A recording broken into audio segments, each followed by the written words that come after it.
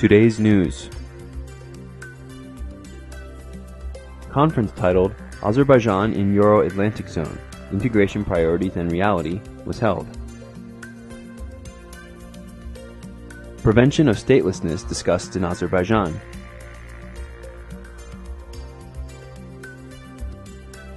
Roundtable conducted on the question, can a journalist become an NP? NGO Coalition offers to train IDPs as specialists. Number of youth satisfied with material wealth decreases.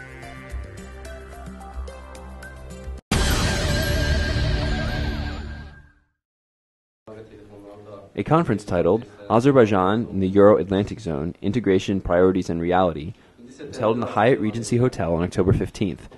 The event was organized by the Nation Public Committee on Euro Integration, Azerbaijan Security and Protection Public Association, and the NATO coordinator in Baku, which is the Romanian embassy. Azerbaijan Security and Protection Public Association President Yashar Jafarlı said that the main aim of the event is to consider the proposal on Azerbaijan's integration into the Euro-Atlantic Zone. Romanian ambassador to Azerbaijan, Nicolae Urechi, shared Romanian practices with the participants and called on Azerbaijan to be much more active. If not, it could be possible to strengthen the alliance's activity and support its values at least.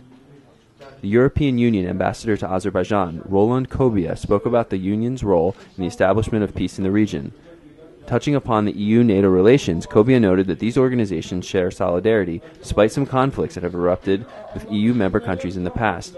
He noted that in the future, a regulatory body will be established in peace and cooperation platform of the European Union. MP Asim Mollazadeh said that Azerbaijan takes an active part in NATO programs, but the alliance is not ready to grant membership to the country. It should be noted that at the Bucharest summit, NATO not only refused to support Georgia, but also stopped Georgia's integration in the alliance and European bodies. Therefore, Azerbaijan should be aware. Further, a modern election system, free markets, and a legal system should be established, and European political practices must be studied. The new Eastern Partnership program should be prepared, and the implementation of this program could maybe be the last chance for enhancement of partnership, Asim Mollazadeh noted. Political expert Rasim Muyaibov said that Azerbaijan needs modern political management and a legal system, and modern technologies should be made available for the armed forces of the country.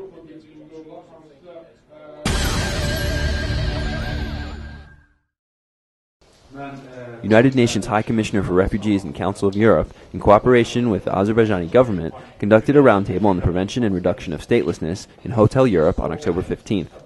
The execution of law on citizenship in Azerbaijan, the reasons of statelessness in the country, measures aimed at prevention and reduction of statelessness were discussed at the roundtable. International conventions and Azerbaijan's obligation in this field were the focus of attention. There are a lot of people in the world without citizenship. A large number of people cannot register their children. Their rights to study, to live, to travel freely, and to pass borders are violated. There are millions of people living in poor social conditions who don't have citizenship. It is impossible to solve this problem without the participation of the states. We can cooperate with states and share good practices. Azerbaijan's granting of citizenship to 250,000 people dismissed from Armenia and Uzbekistan is good practice, said Arun Salah Nagaraman, the UNHCR representative in Azerbaijan. According to Salah Nagaraman, there are positive initiatives to address the problem of stateless people in the world. The issue on transferring citizenship from mother to child by birth and granting the right to life until citizenship is granted is being discussed at present. These issues will be discussed on the 50th anniversary meeting at the UNHCR at the level of ministers in Geneva on December 2011, said Arun Salah Nagaraman. Millions of people in the former Soviet Union and the Balkans faced a dilemma in 1990 when they had to choose citizenship, and these problems still persist. Azerbaijan hasn't joined the European Convention on the Reduction of Statelessness in 1997. Although Azerbaijan hasn't joined the convention, it should be open to its principles. The process of accepting citizenship should be open and transparent, noted Council of Europe Secretary General Special Envoy Veronika Kotek. Center of Legal Aid for Migrants head Alovset Aliyev said that according to reports from the year 2007, there are 2,008 stateless people in Azerbaijan. However, the real number is bigger.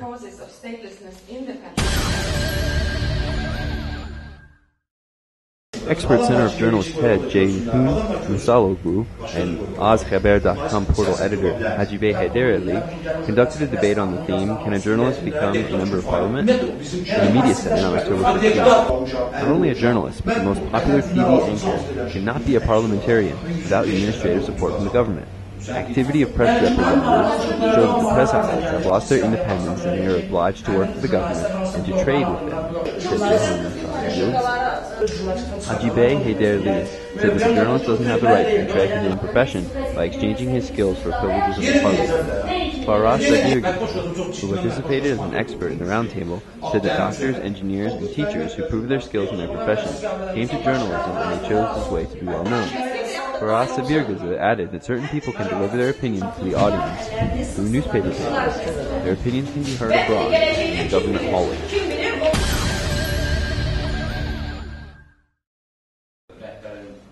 Social problems of the refugees and IDPs will be solved in the state program on poverty reduction and sustainable development in Azerbaijan from 2008 to 2015, according to the Citizens Labor Rights Protection League head, Sahib Mahmadov, during a conference that was held on the rights of refugees and IDPs. The monitoring was conducted by a coalition of 6 non-governmental organizations over the course of 1 year and covered the actions taken to solve the problems of refugees and IDPs.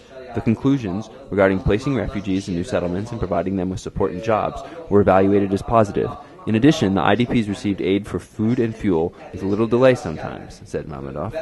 Mahmadov also mentioned the problems with employing the population. Apartment construction and renovation does not solve all the problems. It is impossible to achieve sustainable development without education and employment. Despite finding job openings, the IDPs cannot be employed because they have no skills. A series of measures should be taken to train IDPs in the profession, emphasized Mahmadov. Each IDP receives 15 AZN a month for food. In addition, 150 kilowatts of electric energy and 35 cubic meters of gas are allocated free of charge to every IDP. They are exempt from water and stationary telephone taxes.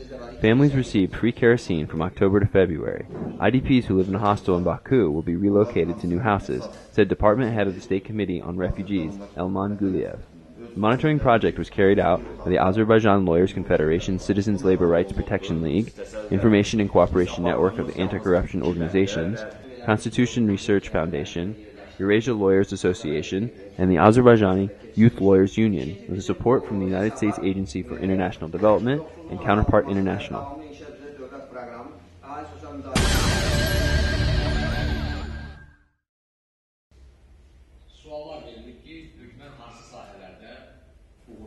Economic and Political Research Center held a press conference in the Media Center on October 15th to discuss the results of a survey on the social and moral state of Azerbaijani youth. The survey was conducted among 100 youth nationwide from June to July this year. Several survey centers assisted in conducting the survey. The survey covered Baku, Sheki, Lankaran, Hachmas, and Ganja regions, consisting of 22 questions and completed using the street survey method.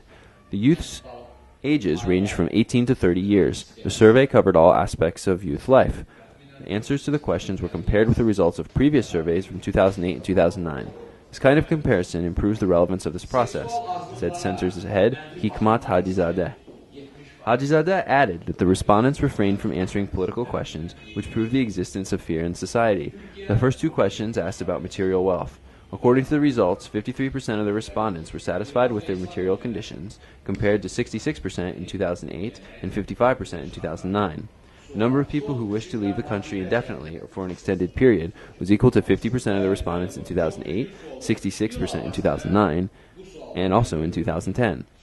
Only 57% of the respondents will vote in the elections, with 25% of them voting for the ruling party, 22% for the opposition, and 15% undecided. 43% of the youth want to work in state agencies, 10% in private companies, and 39% want to open their own businesses.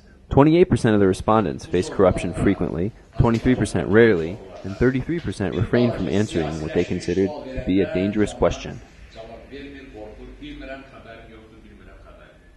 In Azerbaijan, when you ask a question of political nature in any kind of survey, people are afraid and don't answer. Of course, it impedes effective survey conducting. You have to give additional questions to get the idea.